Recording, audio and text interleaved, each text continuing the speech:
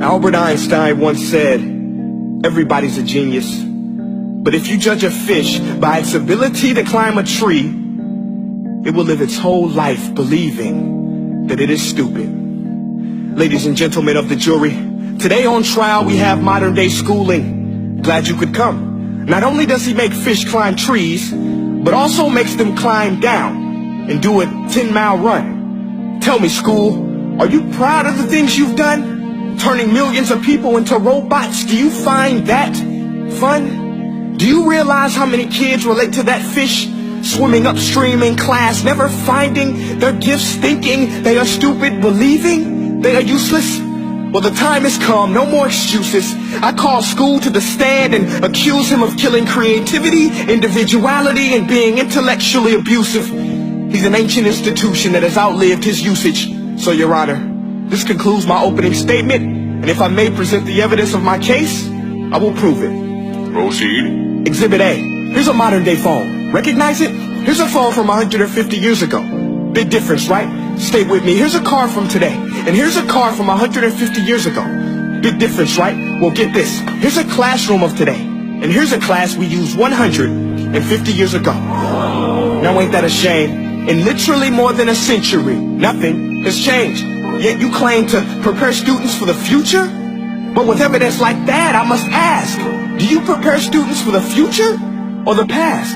I did a background check on you and let the record show that you were made to train people to work in factories, which explains why you put students in straight rows, nice and neat, tell them sit still, raise your hand if you want to speak, give them a short break to eat, and for 8 hours a day, tell them what to think.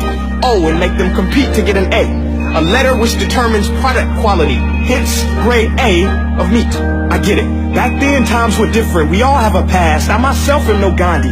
But today, we don't need to make robot zombies. The world has progressed. And now we need people who think creatively, innovatively, critically, independently, with the ability to connect. See, every scientist will tell you that no two brains are the same. And every parent with 2 or more children will confirm that claim.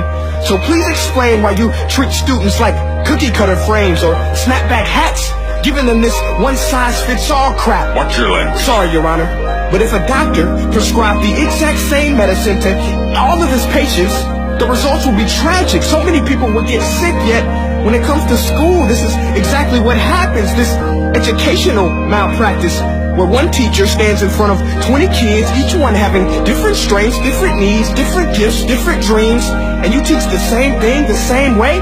That's horrific. Ladies and gentlemen, the defendant should not be acquitted. This may be one of the worst criminal offenses ever to be committed. And let's mention the way you treat your employees. Objection. Overruled. I want to hear this. It's a shame. I mean, teachers have the most important job on the planet, yet they're underpaid? No wonder so many students are short-changed. Let's be honest. Teachers should earn just as much as doctors, because a doctor can do heart surgery and save the life of a kid. But a great teacher can reach the heart of that kid and allow him to truly live. See, teachers are heroes that often get blamed, but they're not the problem. They work in a system without many options or rights. Curriculums are created by policymakers, most of which have never taught a day in their life.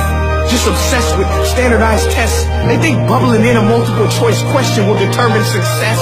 That's outlandish. In fact, these tests are too cruel to be used and should be abandoned, but don't take my word for it.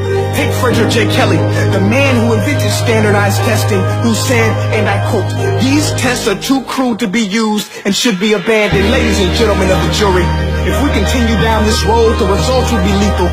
I don't have much faith in school, but I do have faith in people. And if we can customize healthcare, cars, and Facebook pages, then it is our duty to do the same for education, to upgrade and change and do away with school spirit, because that's useless. Unless we're working to bring the spirit out of each and every student, that should be our task.